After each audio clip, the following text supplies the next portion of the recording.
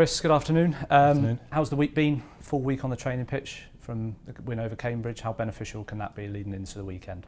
Yeah, training's been very good. A couple of wins makes a big difference to everyone's mood and energy levels naturally. So we've had time. We haven't had midweek games, and it's been excellent. So I can feel a group that are more refreshed, energised. You know, we've had the cup just to break up the league campaign, and now we're back into the league. So I think we're in a really good position. And with the schedule sort of settling down just ever so slightly, how beneficial is it to you and your coaching staff to have really good time on the training pitch and in the analysis room as well?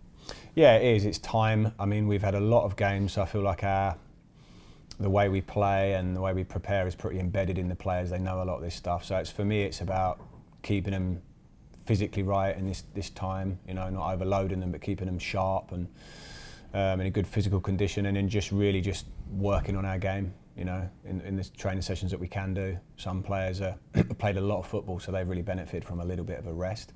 Others have needed to sharpen up in training. So we've got a bit of everything in these last couple of weeks, and now we know we've got 3 games in a week again. It's one of those weeks, so we've got to be ready for them all. Obviously, the away form that we've had previously is going to come up in conversation again. Back-to-back away games coming up. What conversations have you had with the players around how we're going to turn that around now in the league? Well, we have. We spoke more in the festive period about some of the away form. It's not something we've spoken at great length about this week. We've gone away. We've got a good win in the cup away from home, and I think that was a good feeling for us because we get back on the bus with a win, and the fans are there at the end celebrating a win away from home. And it may just be the FA Cup, but it's still a win on the road, and everyone gets that feeling. So hopefully that will bode well for us. You know, we're going to a very tricky away venue in Swansea. Then obviously we've got Sheffield Wednesday, but you know, from our point of view, we need to show all the ingredients that we've shown in the last 2 matches away from just football. The spirit, the togetherness, the determination, all the qualities you need to win football matches, and particularly away from home. Yeah, you mentioned those qualities there. Is that particularly the Coventry game? Is that the benchmark for you and the players now? Do you see that as the performance that you can value it on and take a lot from? Yeah, I mean, what was good that there was more than just the football in that game. Obviously, we weren't dominating that match the whole time, but there was a determination to defend as a team, and we just had a resilience about us, and I think that led us to victory against the top team in the league. And I think away from home, if you're talking about the sort of qualities you need, determination, resilience, just that feeling that you're a team that's together. Things that we didn't display in recent away games, for example, the Watford match. But they're the things that are going to win you the games, because we know that we can have a moment of quality or a set piece, or and that's something which hopefully we can really build on now. And Cambridge, despite the fact being it was lower league opposition, FA Cup, people would look from the outside and say, well, Birmingham should be winning that game, but a different type of game to the Coventry one, and again showed good quality as well. Yeah, I mean, God, just look at the FA Cup, look at the 3rd round through history. We know the Macclesfield result, but there is others there that have shocked teams from higher leagues, especially when you're riding high in your own league. Cambridge are up there in their own division, might be League 2, but they're still up there, and there's a confidence there.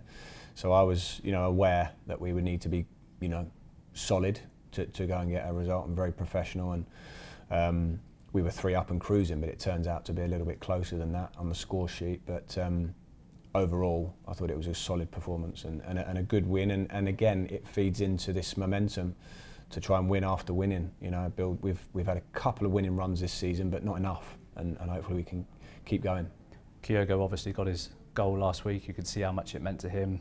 I think all the team went to celebrate with him as well. Have you noticed a difference in him this week? Has there been any change in him, and how good can that goal be for his confidence? Yeah, I think he's had a little bit more of a spring in his step. I think he feels the love from the fans. I mean, they're singing his name. They were singing his name before he even scores, and then he scores, and they really wanted to celebrate with him at the end. So he's got an affection there that people want him to succeed, which is pretty special from his point of view, because football fans can sometimes not the most forgiving. So, but the fact that everyone was really willing him to do well speaks volumes. And for him getting that goal, he had another chance. He showed good confidence to try and lob the goalkeeper. Didn't quite come off, but yeah, I think you can see he's a little bit brighter, a little bit sharper.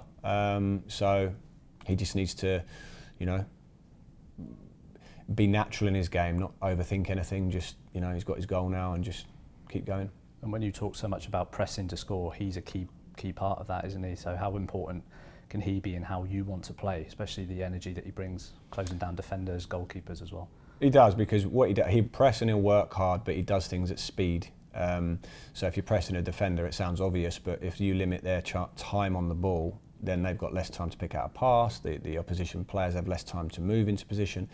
So he presses, but he presses at speed. You know, a lot of players will press, but it's at half pace or one pace, and you're never really unsettling or rushing the player. So Kyogo goes, if he presses the keeper or he presses the centre back, he sprints, you know, and it sets, so it triggers off a good press for us. So he works hard without the ball, makes good runs in behind, and he's here to, you know, as a goal scorer, and that's why it's really pleasing that he started the year off with a goal. Swansea next up now on Saturday. New manager the last couple of months, Vitor Matos. They've won the last 4 at home. They've had a bit of an upturn in form. What sort of test are you expecting from them at the weekend? Yeah, classic Swansea. 4-3-3 football, possession, very familiar Swansea team to what we've seen mostly over the years. I think, to be fair to Alan Sheehan, I thought he was doing a good job, and his team was, when they came to us, were pretty similar to that as well. I haven't seen a huge change since the new coach has come in. I'm sure he's got different ideas and things, but I think there has been a consistency there, and it just looks like a Swansea team to me. Good technical players, quite dynamic, energetic wingers, open up. Yeah, good team. And of course, it's a club that you know well, having sort of started your coaching journey there with Brendan and having great success there. Yeah, no, I obviously know the club very well. It was 15 years ago that we got promoted to the Premier League, obviously 2011. So in that season, which was a famous season for Swansea City. So yeah, super club. Still know some people, I'm sure, that I'll see familiar faces there. But yeah, very much looking forward to going back, and hopefully we can, like I say, get a result. The January transfer window's in full swing. The club announced yesterday that Keshi Anderson has departed. A word on him and the contribution that he's made in his 2.5-year spell at the club, but obviously the 18 months that you've worked with him as well. Yeah, it's absolutely. Obviously, we wish Keshi well for the future. You know, he was in League One, really good for us. Obviously, that season and this season, he obviously hasn't played as much as that, but you know, from my side, I absolutely wish him all the best for the future.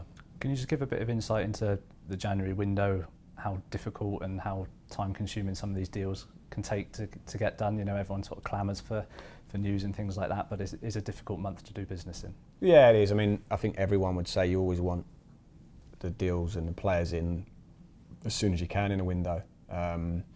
But it's not always that simple, because there's a lot of things going on. There's the other club, there's, you know, other things that have to take place before you can get players over the line. So, and there's competition obviously for players as well. So yeah, we don't need loads of players. We obviously, you know, highlighted areas that we need to improve within the squad. The key really is by the end of January that you come out of it with a stronger squad than you went in, and then you judge your transfer window at that point. So yeah, we want to be as quick as we can, but we have to be patient. Jay Stansfield missed the game last weekend. Is he fit and available to come back into the squad this weekend? Yeah, he's getting better, definitely. So there's a good chance he can be back involved. So we'll see how the next day or so goes. Brighter side, Samuel obviously knocked out of AFCON now. Will Tuesday's game maybe be too soon for him to return? You're looking maybe more at Stoke next weekend for him to maybe come back into the fold? Looks like it. They've got their third, fourth playoff on the weekend, so yeah, it would be. We'll see for Sheffield, but it doesn't seem likely. But I've obviously spoken to Bright before the game. I haven't caught up with him after the game since last night. But yeah, once we get him back, whether it's Tuesday or for the Stoke game, then that's another body, because we obviously are quite short of numbers at the moment. So that'll be another plus. You mentioned there being light on numbers and the resilience shown after Coventry. Do you think now, in times like this, that togetherness that you've fostered can be so important now going into these next sort of run of games? Well, it is, because we are shorter than we've ever been since I've been here in terms of personnel, but there's also seems a tightness to the group and a togetherness that seems evident in the day-to-day stuff that I'm seeing and the performances. Sometimes you can have too many players and actually it sort of dilutes any sort of togetherness or spirit, and I think that's across the board in football, and at the moment we're a little bit down on numbers, so they're together, and I think I like the way they are together. I think they've got their tails up because we've won 2 games in a row, so they're feeling buoyed by that. And yes, we'll look to add to the group to bring in the quality that we think we need to improve the squad. But all we can do is make sure that when we go on the pitch as a Birmingham City team, we're representing all the values that we want to see, and which is as team that's working hard together and is determined, and then the football is the football, but we have to show them qualities and be that team. Just finally from me, Chris, Leeds, we've been drawn against Leeds at home in the FA Cup. I appreciate it's a few weeks away, but just your thoughts on that draw. Obviously Newcastle at home last year was a fantastic occasion for the club, and hopefully something similar this time round. Yeah, another good one. Not too dissimilar, I suppose, to the Newcastle match. There's big club coming to our stadium. They'll be well supported and sure to create a big atmosphere. Our fans will be right up for it, and yeah, I think it's a good one. I just wanted a home game. I mean, I was looking at, was there 6 teams left when Aston Villa was still in the hat, and you're thinking, okay, this could be really good, but it wasn't to be, so we might have to wait for the next one for that. Thank you.